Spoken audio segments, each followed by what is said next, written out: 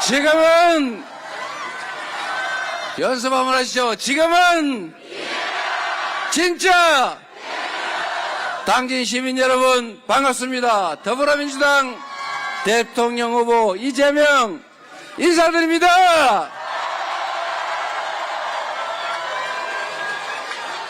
당진 시민 여러분, 엄지손가락 이렇게 한번 들어보세요. 이렇게 해주세요. 지금은 진짜 당진시 화이팅! 여러분, 근데 여기가 당진이 좀 좁은가 봐요. 저기 밭 지나가지고 저쪽 길 건너까지 저러고 있으니 우리 어기구 의원님 좀 넓은 땅 잡으시지. 여기가 그래도 넓은 데라고 잡았는데 생각보다 너무 많은 분들이 오셨나 봐요. 네, 반갑습니다. 당진 오기를 잘한 것 같아요. 제가 처가 우리 장인 어른이 충주 분이신데 그래도 충청도에 걸치지 않았습니까? 우리 꼭 처갓집 온 것 같아요. 어떻게 암탉은 한 마리 잡으시오? 여러분, 요즘 살기 너무 팍팍하지요? 이게 지방을 가나 서울을 가나 어딜 가나 전부 먹고 사는 게 너무 팍팍하다고 어떻게 좀 잘해보자고 그런 말씀 하시는데 제가 그럴 때마다 답답하기도 하고 죄송하기도 하고 참 그렇습니다.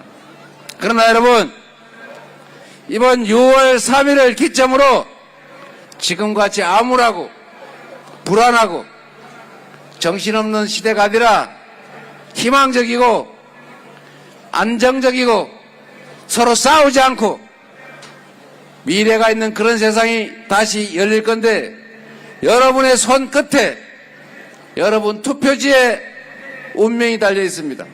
이번 6월 3일에 다른 세상으로 가는 길을 여러분이 열어주시겠습니까? 준비되셨습니까? 할 수 있습니까? 진짜 우리 한번 해보시자고요. 지금까지야 이 3년 동안 정말 너무 많은 것들을 잃었지 않습니까? 너무 많은 것들이 망가졌죠. 경제도 나빠지고 어쩌다가 마이너스 성장, 이 말 성장이라고 붙어서 그렇지 쪼그라들었다는 거 아닙니까? 줄어들었다고. 세상에 경제 규모가 줄어들었어요. 1분기에 0.2%가 줄어들었다고 하고 특히 내수, 국내 경기, 국내 경제는 2분기째, 6개월째 쪼그라들고 있대요. 이런 일이 외부에 엄청난 충격이 있을 때 말고는 없었습니다. 물론 작년 12월 3일에 벌어진 이 내란 사태, 군사 쿠데타, 외국인들이 보면 아니 한국과 같은 선진국에서 군사 쿠데타? 군정을 하려고 했단 말이야 라고 해서 실망하고 놀래고 그랬던 것이 충격이기도 하지만 그러나 뭐 IMF라든지 이런 심각한 상황 말고 마이너스 성장을 하는 경우가 쉽지가 않습니다, 여러분.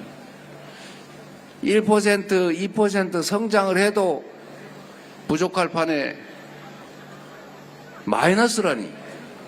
그러니 우리 골목에 계시는 또 우리 살림살이 하는 서민들 얼마나 힘들겠어요. 불안하다 보니까 주머니에 돈도 줄어들지만 그나마 있는 조금 있는 그 돈도 불안해서 쓸 수가 없는 거예요. 미래가 더 나빠질 가능성이 많기 때문에 소비를 안 하죠. 여러분도 솔직히 그냥 여러 사람이 쓰니까 얼굴 안 드러나니까 진짜 물어보는 건데 돈 부족하고 돈 쓰기 어려워서 가까운 사람 잘 안 만나죠? 솔직히 아무도 모르니까 그냥 사실대로 얘기하셔도 돼요. 이러니 동네 커피점, 빵집, 막걸리집, 이 삼겹살집이 될 리가 있습니까? 또 그 집이 또 장사가 안 되니까 그 막걸리집 주인, 돼지갈비집 주인, 이분들이 또 돈을 못 벌잖아요. 이 경제가 멈춰버린 거예요. 그래서 이럴 때 사실은 정부가 일을 해야 돼요. 지금 우리가 해야 될 제일 중요한 일은 물론 헌정 질서를 회복하는 겁니다. 이 군사 쿠데타로 이게 대통령이 쫓겨나고 이게 지금 리더도 없는 이 상태를 빨리 극복하고 그 내란 세력들이 귀환하는 걸 막아야 되겠죠? 그게 6월 3일의 선거지만 그걸 통해서 우리가 다음에 해야 될 제일 급한 일은 이재명의 민주당 정권이 들어서면 해야 될 제일 급한 일은 경제를 살리는 거예요.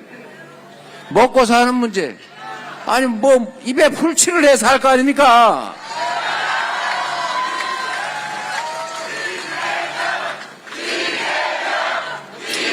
그런데 이 먹고 사는 문제를 그러면 어떻게 하느냐? 여러분 참 많이 들어보셨을 텐데 그 뭐시기 자유, 이 자유라고 하는 것은 제대로 얘기를 하면 공정하고 질서 있는 환경 속에서의 자유로움을 말하는 거지. 방치, 방임, 내버려두고 네 마음대로 해. 적자생존, 힘센 사람 살고 힘없는 사람 어떡하겠어, 죽어야지. 그게 자연의 법칙이야. 이게 자유입니까, 여러분? 이 자유와 방임을 구별하지 못하는 집단이 있었어요. 시장도 정부가 관여하고 조성하고 지원해야 되는 거예요. 시장이 너무 과열되면 조절해서 살짝 눌러주는 거예요. 너무 경기가 과열됐다 그러면 정부가 자유 그러고 내버려두고 알아서 그냥 너무 지나치게 폭발해서 죽을 때까지 내버려두는 게 아니고 이 자유를 올린다든지 부가금 세금을 더 걷는다든지 규제를 한다든지 해서 눌러줘야 되는 거예요. 반대로 얘기하면 뭡니까? 불경기가 오면 경제가 나빠지면 정부가 나서서 이자율도 낮춰보고 세금도 좀 줄여줘보고 정부 재정 지원도 좀 해보고 그렇게 해서 받쳐줘야 되는 거 아닙니까? 그런데 이 사람들이 이상한 생각을, 이상한 행동을 해요. 시장은 자유야 이러면서 정부에 돈이 없으니까 무슨 지원을 하냐, 그냥 배 골자. 뭔 추경을 하냐, 무슨 지원을 하냐, 돈 없는데. 무슨 국채 발행을 해, 빚 늘어나는데 이러면서 지원을 안 해요. 국민들이 배가 골아가지고 죽을 지경인데 자꾸 허리띠만 졸라매면 사람이 삽니까? 똑같아요. 지금은 먹고 죽으려도 돈이 없어요. 돈이 돌아야 돈이고 돈이 돌아야 경제가 사는데 돌 돈이 없어요. 그러면 어떡하냐? 그래서 정부의 역할이 있는 겁니다. 소비 쿠폰도 지원하고 루즈벨트가 대공황 때 그 쓸데없는 후보댐 만들었잖아요. 후보댐을 삽질해서 왜 만들어요? 그 불경기에 뭐 할 거라고. 일자리를 만들면서 그냥 공짜로 돈을 주긴 어려우니까 삽질이라도 해라. 댐이라도 만들자. 그래서 후보댐 만들고 노동자들 자꾸 사용자들하고 싸우는데 힘없어가지고 월급을 자꾸 깎으니까 노동자들끼리 단결해가지고 사장하고 협상해가지고 월급도 올려라. 그래서 노동조합 지원법도 만들고 그래서 미국이 드디어 정상 가동되기 시작한 겁니다. 이게 정부의 역할이에요. 이게 정부 재정의 기능입니다. 그런데 이 죄송합니다. 이 무지한 사람들이 경제의 기본 원리를 무시하고 세금을 자기들이 깎아줘 놓고 부자 세금 자기들이 깎아줘 놓고 정부의 재정이 없으니까 지원하면 안 돼. 그냥 참아. 이러니 우리나라 잠재 성장률이 2%인데 결국 마이너스 성장을 하는 이런 기괴한 일이 벌어진 겁니다. 이런 무능한 정치 집단이 3년 동안 나라 살림을 맡았으니 경제가 살 리가 있습니까? 경제만 망쳤습니까? 민주주의 정치도 망쳤죠. 국민이 나라의 주인이죠? 나라의 모든 권력 다 국민의 것이죠? 그 권력을 위임받았으니 그들은 왕이 아니라 우리의 심부름꾼 대리인이죠? 그런데 이 사람들이 그 권력이 자기 건 줄 알고 그 권력을 자기들의 가족들 비리를 감추거나 자기의 잘못을 덮거나 심지어 자기 한잔 하는 데만 쓰고 국민들에게는 아무런 혜택도 주지 않으면서 자꾸 국민들이 비난하고 야당들이 자꾸 말리고 이러니까 아예 야당 싹 없애버려야 되겠다. 권력을 그냥 나가 싹 다 100% 가져야 되겠다고 해서 한 게 바로 비상계엄 아닙니까? 이게 나라를 망쳤잖아요. 정치도 망치고 경제도 망치고 또 대한민국은 분단국가인데다가 지금도 정전협정만 체결한 법적으로는 계속 전쟁 중인 나라예요. 다른 나라에서는 한국을 전쟁 중인 나라로 알고 있어요. 실제로 전쟁할 때만큼이나 많은 군대가 휴전선을 놓고 서로 정말 탱크, 미사일 수십만 합치면 100만이 넘는 군대가 총구를 겨누고 실탄 장전해가지고 쏘기만 해봐라 이러고 저건 눈 부라리고 있어요. 거기다 톡 건들면 전쟁 나는 겁니다. 그런데 이 계엄 명분을 만들려고 군사 충돌을 유도하려고 북한에 대고 온갖 자극적인 행동을 해가지고 외환을 유치하는 전쟁을 유발하는 그런 짓을 하는 바람에 한반도의 평화 체제가 깨지고 위협받고 있어요. 이러니 외국 투자자들이 한국 경제에 투자하겠습니까? 있는 돈도 빼지요. 그러니까 주식시장에 순매도가 늘어나고 기업들이 지금 무슨 협약을 하려고 그러면 외국 기업들이 전부 다 손살을 치고 조금만 기다려봐 이런답니다. 새로운 접촉은 아예 끊어져 버리고 있는 것도 자꾸 철수하려고 그러고 이러니 여러분 여기 계신 오늘 장날인가 본데 이 장날에도 장사가 안 되는 이런 일이 벌어지는 거죠. 경제도 망쳤죠. 안보도 망쳤죠. 외교는 또 어떻습니까 여러분? 자꾸 외교 가지고 뭐라 장난치던데 우리가 한미동맹 중요하죠. 진영 대결이 심화되니까 한미일 안보협력도 필요하죠. 누가 뭐라 합니까? 우리가 일본하고 관계도 옛날에 우리나라 침략해놓고 침략 사실 자체를 부정을 하거나 피해 입힌 것을 인정을 안 하고 진심으로 사과를 안 하니까 사과해라. 누가 돈 달라 그랬냐? 진심으로 사과나 해. 근데 잘 안 하잖아요. 독도가 자기 거라고 우기잖아요. 이런 거는 문제를 삼아야겠지만 그 외에 뭐 경제협력이나 안보협력이나 기술협력이나 문화교류나 이런 거는 해야 되지 않습니까? 일본하고도 싸울 건 싸우고 이 과거사 문제나 영토 문제나 이 문제하고 정치, 경제, 사회, 문화 이런 것들은 좀 떼가지고 이런 부분은 서로 협력해서 윈윈하고 미래지향적으로 가면서 또 따질 건 따지고 이래야 되는 거 아닙니까? 무조건 찬성, 무조건 우리 편, 무조건 반대 이런 바보가 어디 있습니까? 마찬가지로 우리가 미국과의 관계를 동맹을 발전시키고 돈독하게 하는 거 해야죠. 한일 관계도 미래지향적으로 개선해야죠. 또 한편으로 중국이나 러시아 우리하고 이렇게 가까이 있어서 뗄래야 뗄 수 없는 그런 나라들하고는 적절한 관계를 유지해야 되지 않습니까? 그래서 물건도 좀 팔고 우리 가수들이 중국 가서 노래도 좀 부르고 러시아의 자동차 공장도 필요하면 다시 재개하고 그러는 거 아닙니까? 그런데 한쪽으로 몰빵해가지고 다 원수를 질라 그러면 되겠어요 안 되겠어요? 실용 외교요.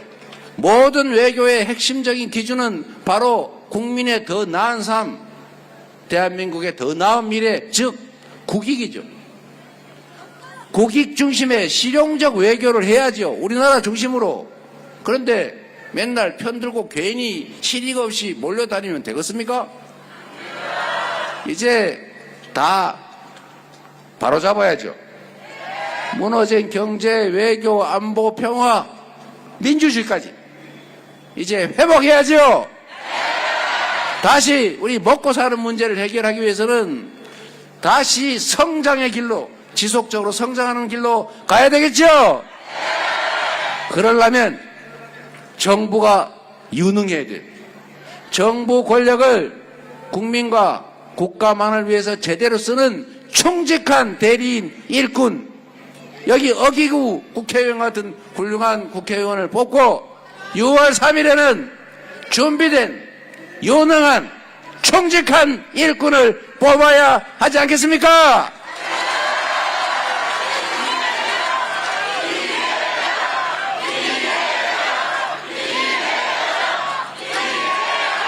여러분, 우리가 지금은 잠시 어려움을 겪고 있습니다. 위기이기도 하고 역경이기도 하죠. 잠시 사실 구렁텅이에 빠졌어요. 누가 운전을 잘못하는 바람에 그냥 절벽에 계곡에서 굴러 떨어지긴 했는데 그렇다고 끝은 아니지 않습니까? 우리는 위대한 나라이고 위대한 국민들이에요. 여러분 생각해 보세요. 이 한반도의 역사 속에서 온갖 위기들이 있었어요. 임진왜란, 남북, 북한의 남침에 따른 전쟁, 일제의 침략, 온갖 일이 다 벌어졌죠. 군사 독재. 그러나 여러분, 이 위기들의 대부분은 이 나라를 지배하던 기득권자들이 조금 전에 보니까 어기구 기득권이 있던데 죄송합니다. 아닙니다. 역사적으로는 이 기득권자들이 부패하거나 무능하거나 무책임해서 국가적 위기를 불러옵니다. 그러나 이때도 이 위기를 이겨낸 것은 기득권자들이 아니고 언제나 힘없는 다수의 백성들, 국민들 아니었습니까? 군사 독재를 물리친 것도 광주 민주화 운동 그 과정에서 수백 명이 산화해 갔지만 결국 그들과 그들의 뒤를 이은 마음 고쳐먹은 잘 먹고 잘 살라다가 그거 보고 나도 이렇게 살면 안 되겠다 이렇게 괘씸한 이재명 같은 사람, 어기구 같은 사람, 이런 사람들 또 여러분들이 함께 싸워서 결국은 민주적인 나라로 만들었잖아요. IMF 위기가 오니까 그때 온 국민이 집에 있던 금비녀, 금가락지, 우리 자식들, 아들, 딸내미들 돌대, 백일대 받았던 그 돌반지, 백일반지 싹 다 몰아가지고 나라를 구하지 않았습니까? 그때 전 세계에서 저 한국이 이제 망했네 그러다가 원래 IMF 구제금융 받고 살아난 나라가 별로 없어요. 저 나라가 도로 살아나겠다. 세상에 다른 나라는 무슨 금융위기, 외환위기 이런 위기가 오면 자기 혼자 살겠다고 전 국민이 금 사모으고 집에 막 사재기하고 매점 매석하고 이러는데 저 나라는 이상하게 반대로 집에 있는 금 쪼가리를 갖다가 나라에다가 내놓네. 저 나라는 되겠다. 이래서 구제금융도 빨리 외국의 신임도도 빨리 회복해서 우리 다시 살아난 겁니다. 물론 위대한 지도자 김대중의 지도가 있었긴 하지만 말이에요. 결국 국민이 한 것 아닙니까?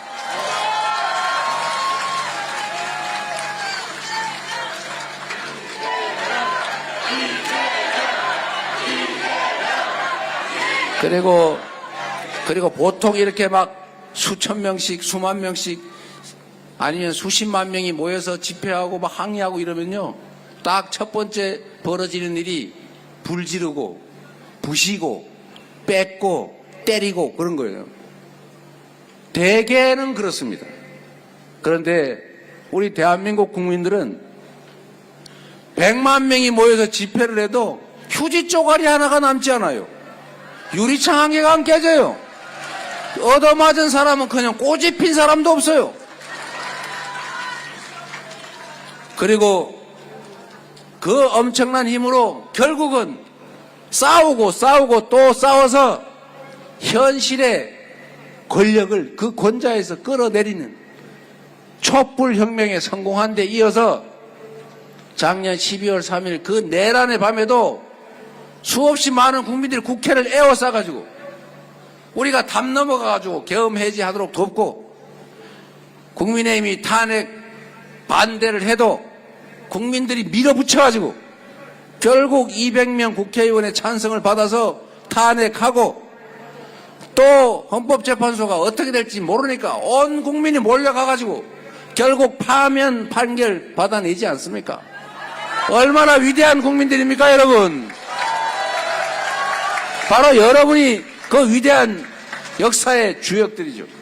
지금 이 순간도 역사에 기록될 아름다운 빛의 혁명의 순간이죠.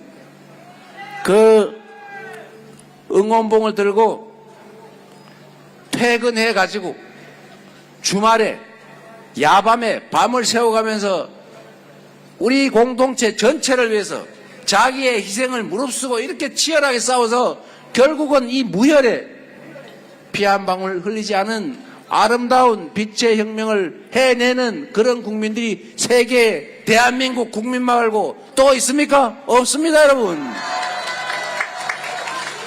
위대한 우리 동료 시민들에게 대한민국의 역사를 새롭게 써가는 여러분의 이웃들한테 옆을 돌아보면서 박수 한번 쳐주세요.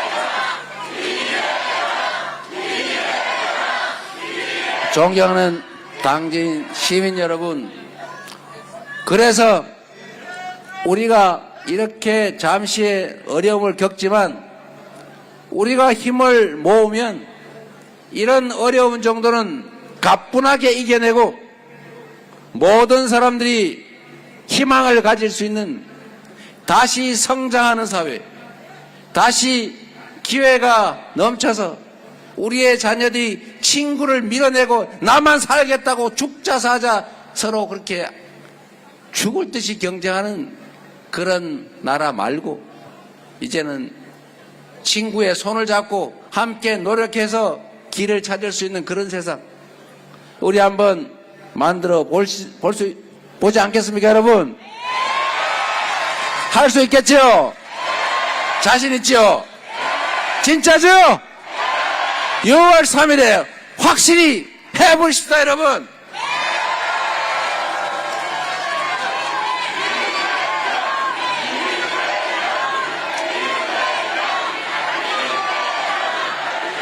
그리고 6월 3일 선거는 그냥 이재명 뽑는 게 아닙니다. 6월 3일은 이 나라 운명이 결정되는 날입니다. 6월 3일은 내란 세력, 내란 비호 후보 그들이 다시 복귀해서 이 어려운 이런 상황이 계속될 수도 있습니다, 여러분. 여러분 자세히 한번 보세요. 제가 남 흉을 좀 안 보려고 그랬는데 좀 봐야 되겠어요. 제가 물어봤어요. 김모 후보께 내란 속에 윤석열과 단절하시겠습니까? 그거 당연히 단절해야 되는 거 아닙니까? 정강훈 같은 극우와 단절하시겠습니까? 그거 당연히 단절해야 되는 거 아닙니까? 물론 과거에 한때 올려서 눈물을 막 흘리면서 아쉬워 안타까워하고 그렇게 슬퍼할 때 있을 수 있죠, 사람이. 그러나 최소한 지금은 내란을 극복하고 헌정 질서를 회복시키고 국민의 주권을 명확하게 하고 국민의 뜻에 따르는 제대로 된 정부를 만드는 이 선거에 후보로 나왔으면 최소한 국민 주권을 부정하고 국민이 맡긴 총칼로 국민을 지키라고 했더니 국민을 죽이겠다고 주권을 부정하면서 국민에게 총구를 겨눈 그 내란 수괴와는 말이라도 단절하겠습니다 라고 말해야 되는 것 아닙니까? 그런데 끝까지 대답하지 않아요. 여러분 어떻게 해야 됩니까? 선거를 떠나서 지금 대한민국이 왜 선거를 치르고 있는지를 우리는 알지 않습니까? 내란 수괴가 반란을 일으켜서 자기 권력을 더 확장하고 야당을 싹 몰살시켜버리고 대한민국의 모든 권력을 100% 차지해가지고 군인을 통해서 나라가 망하든지 말든지 군정을 하면서 두고두고 죽을 때까지 집권해 보겠다고 쿠데타를 일으킨 그 내란 수괴 주범을 단절하겠다는 말을 못하면, 단절을 안 하면, 그러면 앞으로 계속 그 내란 수괴의 귀환을 지지하고 지원하고 결국 내란과 함께 하겠다는 것 아닙니까?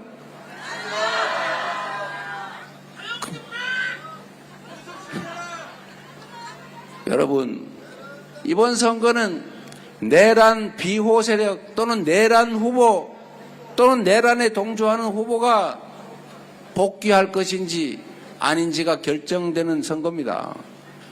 대한민국이 아예 이 길로 쭉 가서 길에서 굴러 떨어졌다가 그 옆에 있는 절벽 낭떠러지로 아예 추락해버릴 그런 위기를 처해 있지 않습니까? 어느 길로 갈 것이냐, 다시 희망의 길로 제 길로 되돌아갈 것인지, 아니면 아예 여기서 한때 잘 나가다가 군사 쿠데타 독재 때문에 완전히 망해버린 남미의 이 아시아의 여러 나라들 있지 않습니까? 그 나라들처럼 우리도 완전히 추락해서 다시는 재기 못하는 아이들 길에 깡통 들고 다니고 지나가는 관광객한테 매달려서 돈 100원만 주세요. 이러는 나라로 전락할 수도 있습니다, 여러분. 권력이 왜 필요합니까? 과시하기 위해서, 남을 억압하기 위해서, 누군가를 가해하기 위해서, 남의 걸 뺏기 위해서 권력이 필요한 것입니까? 권력이란 국민의 것이고 국민 내 더 나은 삶을 살게 해달라고 우리가 누군가를 뽑아서 맡긴 거 아닙니까? 일을 맡긴 대리인 일꾼 아닙니까? 그 일꾼 잘못 뽑으면 그 일꾼이 여러분이 맡긴 연장으로, 여러분이 맡긴 돈으로 여러분을 가해하는, 주인을 가해하는 그런 일이 실제 벌어졌지 않습니까? 다시는 이런 일이 재발하면 안 되겠죠. 철저하게 진상을 규명해서 엄정하게 단죄하고, 이런 짓을 벌이면 영원히 이 사회에서 함께 살아갈 수 없다라고 절실하게 느끼도록 이번에 확실하게 국민의 손으로 심판해야 되지 않겠습니까?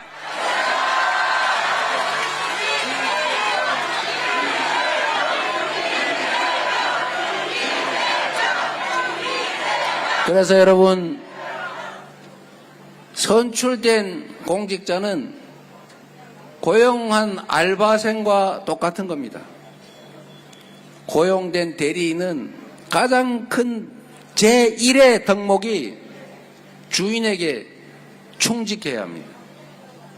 주인을 업수히 여기거나 주인을 가해하거나 심지어 주인의 목숨을 빼앗으려 한 그런 불충스러운 이런 사람들은 절대로 공적인 일을 맡기면 안 됩니다. 두 번째, 이 공직자들이 얼마나 중요합니까? 공직자는 유능해야 돼요. 충직할 뿐만 아니라 유능해야죠. 여러분, 한 명의 리더가 그 사회를 흥하게도 망하게도 할 수 있어요. 나라를 망하게 할 수도 있고 나라를 번영하게 할 수도 있습니다. 똑같은 조선인데 선조는 술 먹고 노는 거 좋아하고 백성의 삶에 무관심하고 유능한 신하를 시기해서 이순신 괜히 괴롭히고 저놈이 잘난 것 같으니까 지기버리라. 이순신 장군 죽을 뻔했잖아요. 그러니 결국은 환란을 불러들여서 수백만 백성들을 죽음으로 내몰고 산천이 피로 물들었어요. 그런데 여러분, 똑같은 조선인데 정조라는 사람은 백성을 정말로 사랑해서 애민군주로 불렸는데 이 사람은 정말 밤낮 없이 일하고 능력 있으면 노비라도 데려다 쓰고 백성들이 혹시 탐관오리한테 피해 입을까봐 백성 여러분, 내가 1년에 일주일에서 열흘은 화성에 왔다 갔다 하고 있을 테니 억울한 일 있으면 와서 징을 치시오. 그래가 징을 들고 다녔잖아요.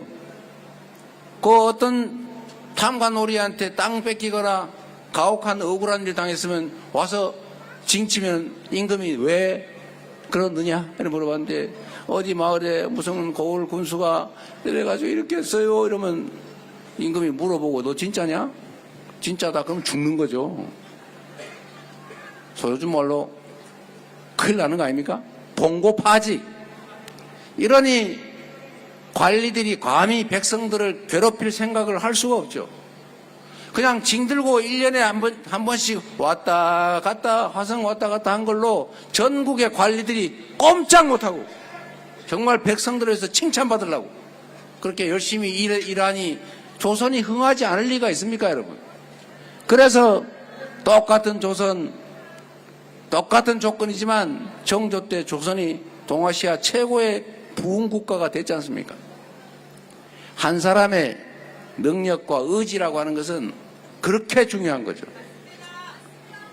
모 대통령 3년에 우리가 체감할 만큼 많은 것들이 망가졌는데 만약에 똑같은 조건이지만 충직하고 유능한 일꾼 대리인들이 총력을 다해서 성심을 다해서 제대로 일하면 지금보다야 몇 배 확실하게 나아지지 않겠습니까, 여러분? 제가 자신하는데 똑같은 조건인데 민주당이 6월 3일에 승리하면 주가가 오를 거예요. 주가가 자본주의 경제의 심장 아닙니까? 그런데 대한민국 주식시장이 망해버렸잖아요. 다른 나라는 몇 배씩 몇십 프로씩 다 올랐는데 우리는 자꾸 하향 곡선을 그어요. 비리비리비리비리 푹 비리비리비리비리 푹 비리비리. 지금 이러고 있어요. 속 터져 죽겠지요. 그런데 왜 그러냐? 주가 조작이 일상적으로 일어나니까 믿을 수가 있습니까?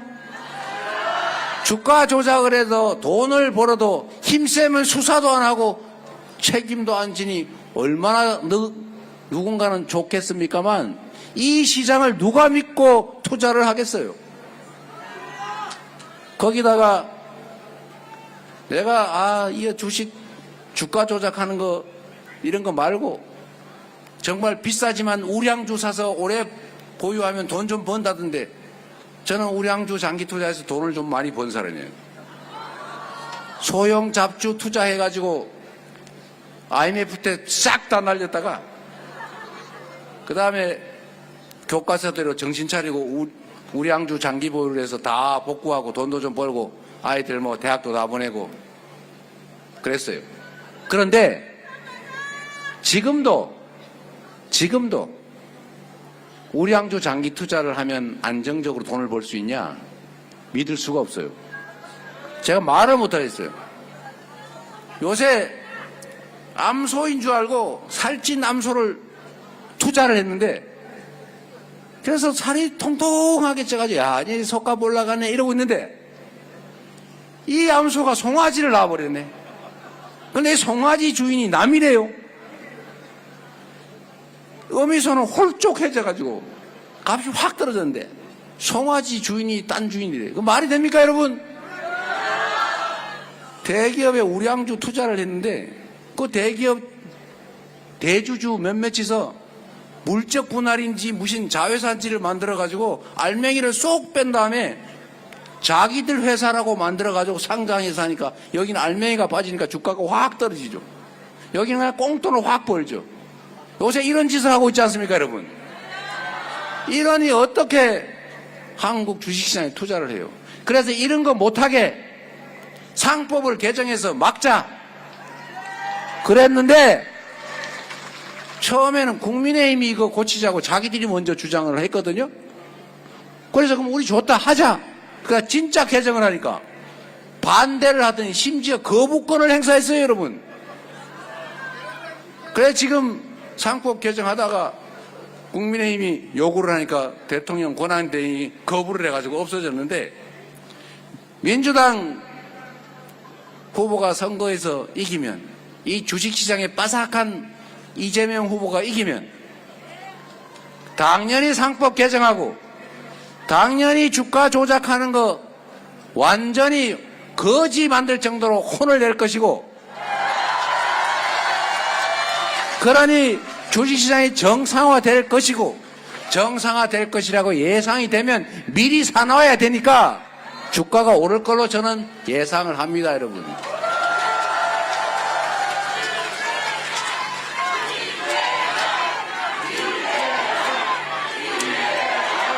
그리고 경제를 살리는 일이 뭐 그리 복잡하고 엄청 어려운 일 아닙니다. 잘 모르면 전문가를 제대로 쓰면 되죠. 거기에 맞춰서 정책을 제대로 수립해서 안정적으로 시행하면 시장이 드디어 정부를 믿기 시작하고 예측이 가능하니까 거기에 맞춰서 시설 투자든 창업이든 할 수 있겠지요. 그러면 그 산업이 살아나는 겁니다. 그러면 경제가 사는 거예요. 예를 들면 여러분, 요새 이 당진 어렵지요. 당진 하면 떠오르는 게 시커먼 화력발전소인데, 석탄 화력발전소예요. 그것도 하필이면. 이 화력발전소는 죄송하지만 국가 전체 차원에서 결국은 폐쇄해야 됩니다. 재생에너지로 생산되지 않는 제품은 사지 않는다. RE100. 여러분도 아시죠? 누군가 그걸 모르고 재생에너지 산업을 막 수사 전문이니까 수사를 엄청나게 해가지고 다 싹 죽여놓는 바람에 대한민국 재생에너지 산업이 완전히 무너져 버렸습니다. 전 세계는 재생에너지 사회로 전환하고 있죠. 재생에너지 아닌 화석연료를 자꾸 쓰면 지구가 온난화된다. 그러니까 재생에너지로 생산된 것만 사겠다. 전 글로벌 기업들이 다 이러고 있단 말이에요. 우리는 수출해서 먹고 사는 나라인데 재생에너지가 국내에 없어요. 그러면 에너지를 쓰면 다 화석연료 에너지예요. 그러면 RE100을 채택한 글로벌 기업들이 한국 제품을 사지 않습니다. 유럽은 내년부터 탄소 국경세를 도입합니다. 대한민국처럼 탄소를 많이, 즉 화석연료를 많이 써서 만든 제품은 그 탄소 쓴 만큼 추가 부담금을 부과시키는 거예요. 그러면 수출 물가가 유럽 가면 오르겠죠. 다른 나라하고 경쟁이 안 되겠죠. 재생에너지를 생산한 나라하고 경쟁을 할 수 없게 됩니다. 그러면 대한민국 큰일 나는 거예요. 그런데 우리 김문수 후보께서는 RE100은 불가능하다 이런 말씀 하시고 있어요. 원자력 발전소는 원자력 에너지는 재생에너지로 쳐주지 않습니다. 그렇기 때문에 원자력을 60%로 만들고 화력 발전소 같은 기존의 화석연료 에너지를 계속 쓰면 나라가 수출을 못해서 사실상 망하는 길로 가게 됩니다. 그래서 여러분, 제가 김문수 후보한테 얘기한 것처럼 불가능하다, 우리는 할 수 없다, 그거 아무 소용없다. 다른 나라는 그렇게 하겠다는데 우리는 못한다 그러면 아 한국이 못한다니까 한국만 봐주자. 그럴 리가 없지 않습니까? 그래 그러면 됐어. 당신들끼리 알아서 놀아. 라고 할 가능성이 높죠. 그러면 우리의 갈 길은 뻔히 정해진 거예요. 재생에너지 중심 산업으로 신속하게 전환해야 돼요. 그런데 여러분, 당진 화력발전소가 2040년 전까지 폐쇄하는 것은 여러분에게 위기예요. 그러나 피할 수 없어요. 대한민국 전체가 살아나기 위해서는, 인류가 살아남기 위해서는. 그런데 이게 기회일 수 있다는 겁니다. 화력발전소를 없애면 에너지를 어떻게 할 거예요? 재생에너지로 생산을 해야 되겠죠? 재생에너지는 어디에 많습니까?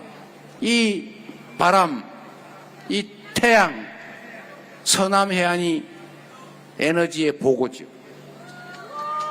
이 서남해안에 지금 농사 안 짓고 고기 안 잡고 떠나버린 이 빈 공간들이 너무 많아요.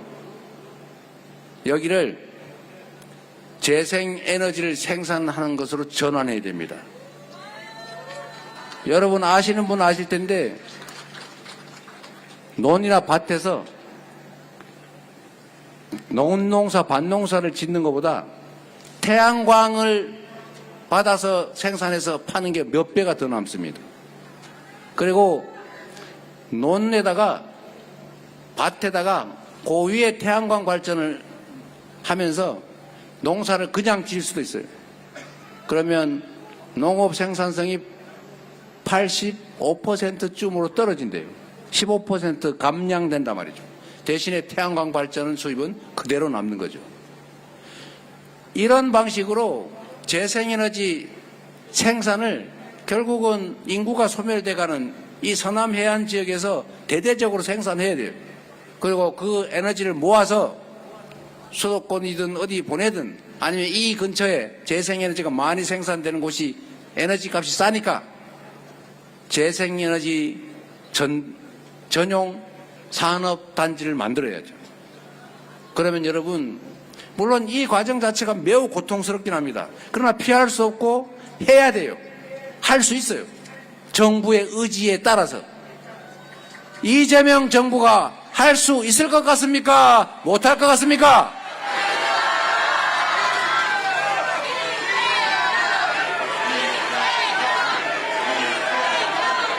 그래서 재생에너지 생산이 가능하도록 송배전망을 조밀하게 에너지 고속도로처럼 깔아주고 누구나 내 지붕에서 내 앞마당 위에서 아니면 농촌의 마을회관 앞길, 둔턱, 제방, 하천 위에 아니면 놀고 있는 땅 위에 태양광 발전이든 아니면 산에 바람 잘 부는 데는 풍력 발전기라도 설치해서 그걸로 지역 먹고 살 길이 생기고 수입도 대체하고 아리백도 대비하고 이런 화력발전소가 폐쇄되는 곳에서는 재생에너지 중심 산업단지를 만들든 변압시설을 만들어서 무슨 데이터 센터를 유치하든 그리고 여기에서 일하던 분들은 직업 전환을 정부에서 책임지고 교육도 다시 하고 새로운 직업에 적응할 수 있도록 정의로운 전환이라는 걸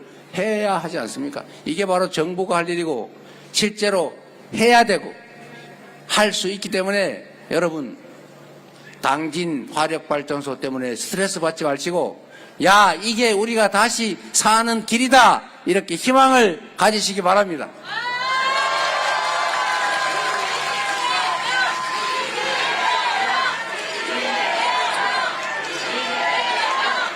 그리고 당진 얘기가 나온 김에 여기 서해대교 제2서해대교도 만들어야 되죠. 그리고 이 동서횡단철도 이것도 빨리 확정해야죠. 그리고 당진항도 평택항은 좀 괜찮아지는데 제가 사실 경기지사 할 때 당진항 때문에 되게 미안하더라고요. 그러나 나는 경기지사인데 경기도를 잘 챙겨야 되는 거 아닙니까? 이제 대한민국 대통령이 되면 골고루 나라 살림 잘 챙길 테니까 제가 경기지사 할 때 섭섭했던 거 다 털어주세요. 그래서 당진항도 이 서해에 환항해권 중심항으로 꼭 발전시켜야 됩니다. 그리고 여러분, 물론 이게 서해는 약간 다르긴 한데 앞으로는 이 대한민국이 세계 주요 항로의 중심이 됩니다. 지금은 유럽이나 어디 아랍에서 이 석유나 물건 사오고 갖다 팔라 그러면 저 수에즈 운하 지나야 되는데 그거 되게 위험하거든요. 그 다음에 아라비아 무슨 해야 그게 무슨 이란 옆에 여기 있는 거기 지나와야죠. 그리고 최근에는 중국하고 대만이 자꾸 군사적 긴장이 높아지다 보면 언젠가 혹시 폐쇄되지 않을까? 이런 걱정들을 하고 있는데 지금 새로운 항로가 개척되고 있거든요. 북극 항로라고 이게 자꾸 지구 온도가 올라가니까 얼음이 녹아가지고 1년에 통행할 수 있는 길이 점점 늘어나는 데다가 얼음이 얇아지니까 이제 쇠빙선으로 깨고 지나갈 수 있게 된 거예요. 그래서 이미 여름에는 그 항로를 쓰고 있는데 앞으로는 이 북극 항로가 1년 내내 열릴 가능성이 높습니다. 30년대가 되면 이게 활성화될 거라고 봐요. 그런데 유럽을 가는데 이 북극을 러시아를 지나서 북극을 지나서 가면 거리가 3분의 2로 줄어들어요. 운항 일수가 열흘이 줄어들어요. 그러니까 이게 비용이 엄청나게 줄어드는 겁니다. 그리고 위험성이 사라져요. 예를 들면 뭐 수에즈 운하가 혹시 뭐 폐쇄되면 어떡하지? 이런 거 뭐 대만 해협이 이렇게 되면 어떡하지? 남중국해가 혹시 어떻게 하지? 이런 걱정을 안 해도 되는 그런 북극 항로가 열리게 되는데 문제는 여러분 지도를 지구의를 자세히 보면 북극을 지나서 러시아를 지나서 이 중국 가까이에서 아시아 쪽으로 가려고 하면 선이 딱 걸리는 데가 어디입니까? 이게 한반도예요. 가장 단거리 항로에 딱 중간에 위치합니다. 이 중심항, 주요 항로의 중심 항운도시 여기는 엄청나게 발전합니다. 그래서 대한민국도 기회가 열린다. 여러분 지금 당장 겪는 어려움이 있더라도 우리가 전쟁 중에도 희망을 가지고 자식들 낳아 기르지 않습니까? 지금 비록 잠깐 매우 어렵긴 한데 오히려 이거는 변화를 받아들일 마음의 자세를 갖게 하기 때문에 새로운 도약의 기회가 되는 것입니다. 다시 정리해서 힘을 모아서 새로운 길로 희망의 길로 한번 같이 나아가면 좋겠습니다.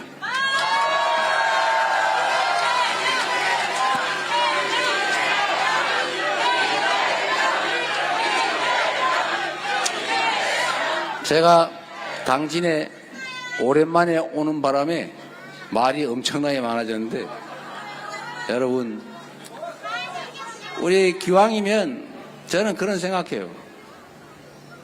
이 인생 길지도 않고 또 이웃이 우리 동료들이 얼마나 중요합니까? 정치인들이 편을 갈라가지고 우리 국민들을 갈갈이 찢어놨어요. 남북이 갈려 싸우는 것도 사실은 억울한 일인데 이게 독재 정권이 영남, 호남 갈라 싸우니까 충청도는 그 중간에 끼어가지고 이것도 아니고 저것도 아니고 말 조심해야지 이러고 살지 않습니까? 요즘은 세대를 또 갈라가지고 젊은이하고 노인을 싸움을 시켜요. 이제는 남녀를 갈라가 또 싸움 시켜요. 결혼해서 같이 살아야 될 이 배우자가 될 수도 있는 사람들인데 왜 남자 편 여자 편을 갈라가지고 그렇게 싸움을 붙입니까? 그리고 이제는 빨간색 파란색으로 갈라가지고 서로 죽이려고 그래요. 이러면 안 되잖아요. 정치적으로 경쟁을 하더라도 누가 더 잘하나 그걸 경쟁을 하고 그래서 누가 더 잘하네 라고 해서 상을 받는 거야지.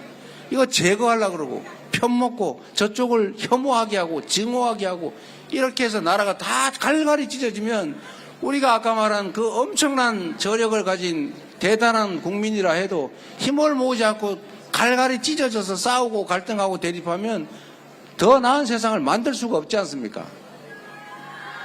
그래서 우리 국민들이라도 여러분들이라도 편 갈라 싸우는 거 말리고 싸우면은 한쪽 편 먹어가지고 옳든 그러든 난 파란색, 난 빨간색 무조건 좋아. 그리고 눈 딱 감고 그 싸울 일이 아니라 왜 싸우는지를 보고 가려서 좋은 의도를 가지고 국민을 위해서 싸우면 그건 지지해주고, 국민이 맡긴 권력으로 자기 사익을 채우겠다고 상법 개정 반대하면서 싸우고 이러면 혼내주시고, 그렇게 해서 우리 국민은 싸우지 말고 대리인들끼리는 합리적인 경쟁, 잘하기 경쟁을 하게 만들어주면 더 나은 세상 더 빨리 쉽게 만들지 않겠습니까?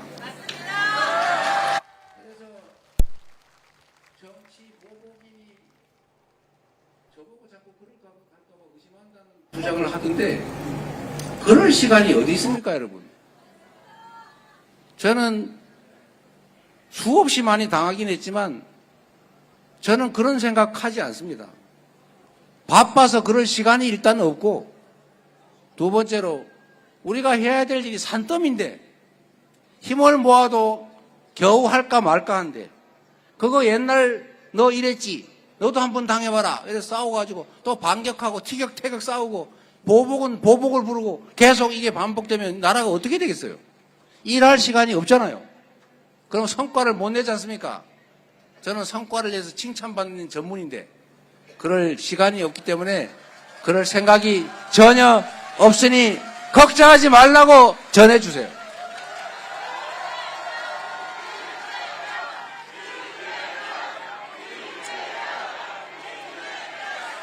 감사합니다, 여러분. 6월 3일 선거가 며칠 안 남았는데 이재명이 이길지 저쪽이 이길지 3표 차이라고 합니다. 3표. 한 분이 3표씩만 더해 주세요. 이거 우리 요새 하고 있죠, 이게. 1번 이재명의 3표를 해 주시겠습니까? 근데 왜 3표냐? 2표 하면 자기 남편, 자기 아내한테만 얘기하고 끝낼 것 같아서. 옆집에 꼭 얘기하시라고. 3표. 3표가 부족하다. 이렇게 생각하시고 함께 힘을 모아주시기 바랍니다. 긴 시간 들어주셔서 감사드리는데요. 여러분, 진짜 희망을 가집시다. 우리는 위대한 사람들이고 새로운 세상을 얼마든지 만들 능력이 있습니다. 6월 3일에 그 운명이 결정됩니다. 투표는 총보다 강합니다. 투표지가 총알이에요. 여러분이 변화를 만드는 바로 빛의 혁명 전사들입니다. 여러분 손으로 새로운 세상을 꼭 만들어 주시기 바랍니다. 지금은 진짜